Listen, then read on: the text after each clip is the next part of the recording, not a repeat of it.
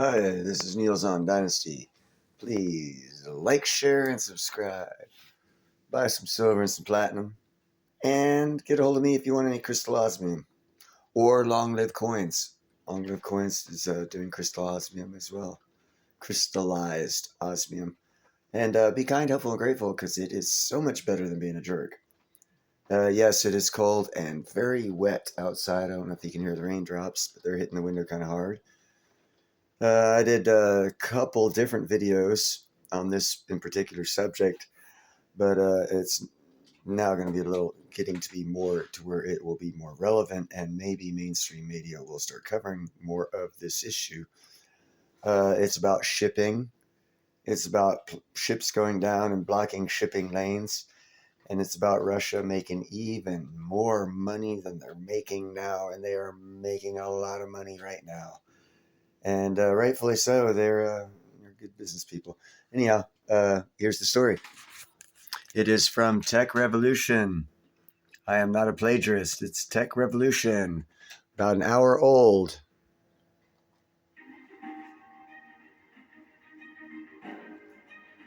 Cool little intro to his program.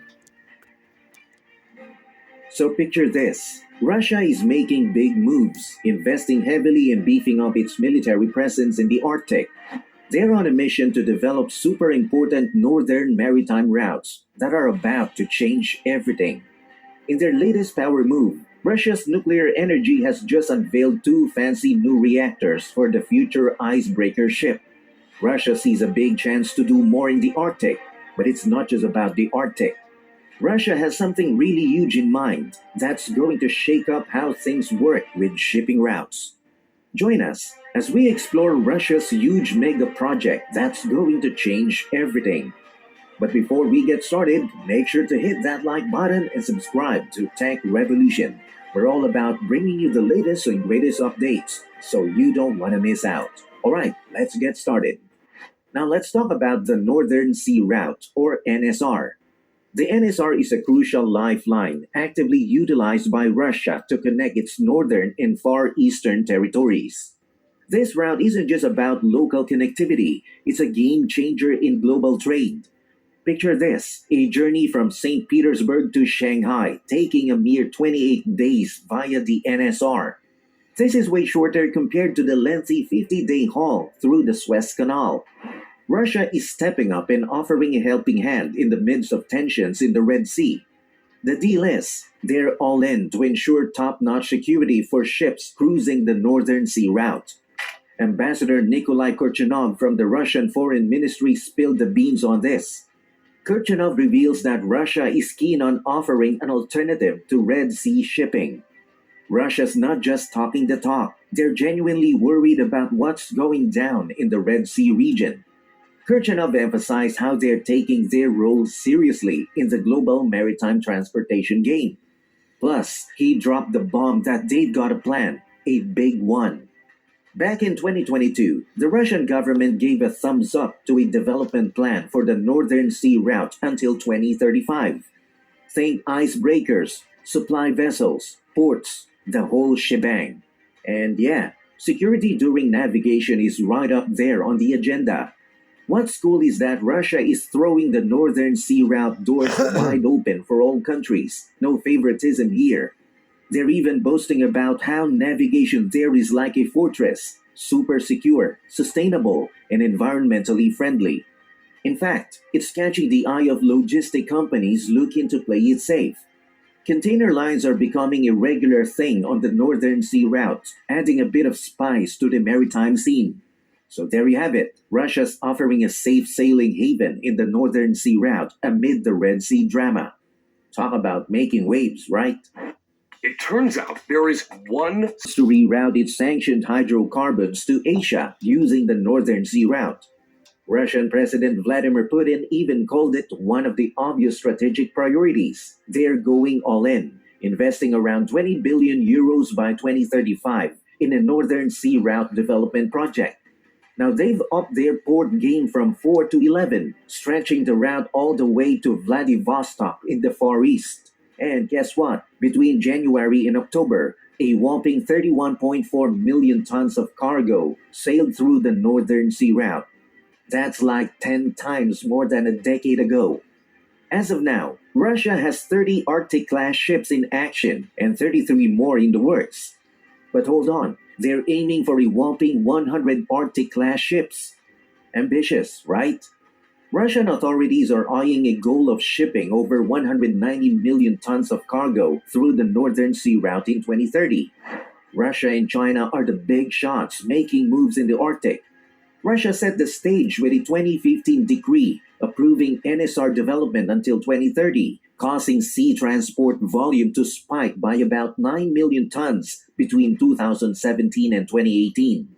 China is not staying on the sidelines. It entered the scene with its 2018 Arctic White Paper and the 14th Five-Year Plan, introducing the Polar Silk Road as part of the Belt and Road Initiative.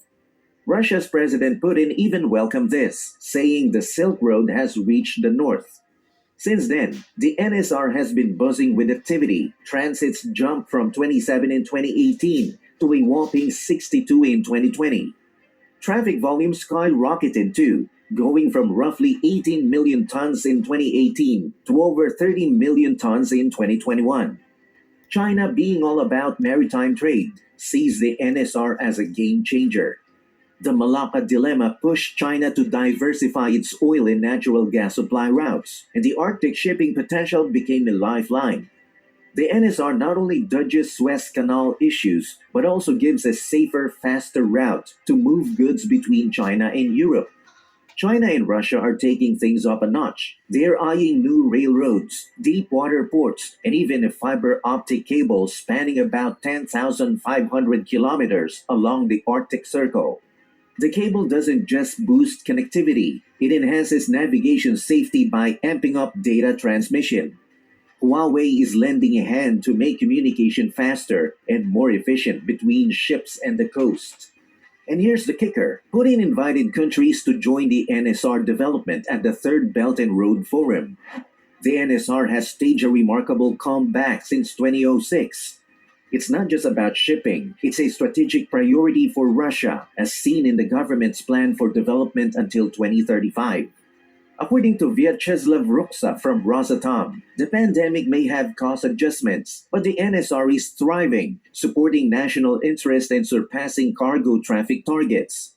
Now picture this. Countries in the northern hemisphere of the Asia-Pacific region find the NSR economically favorable. It's not trying to replace the Suez Canal, but offers additional logistical options. The Chinese are particularly intrigued with Hainan Yangpu New Shipping, set to provide regular container services.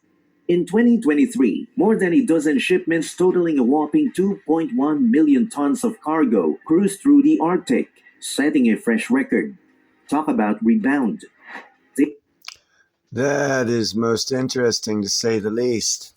What they don't tell you is it also saves a lot of money.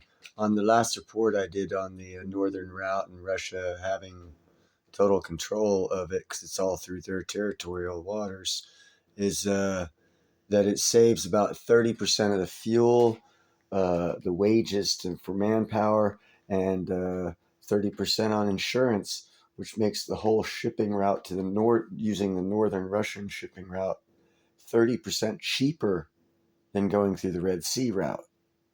And Russia has just turned out like two nuclear powered icebreakers that are the largest in the world and have three more coming for, so where they'll have like a total of 35 icebreakers in their fleet. They have more than enough icebreakers to keep that northern route open year round. They've been for years reopening their Cold War North ports and deep water ports and building, I think, two new ones.